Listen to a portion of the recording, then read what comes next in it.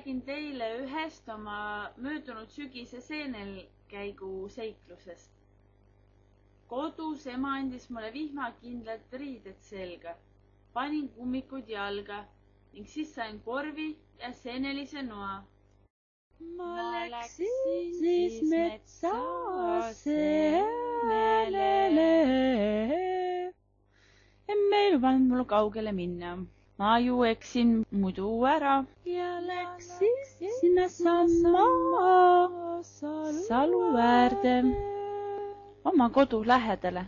Ning kui seened korjatud said, siis ma avastasin ühe vana tooli, mille ma kindlasti koju pidin tarima.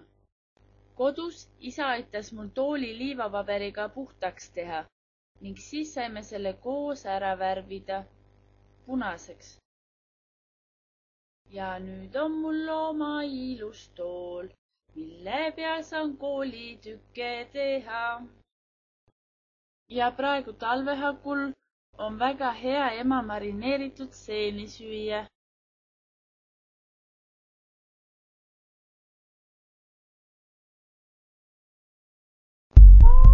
Peegliplikka.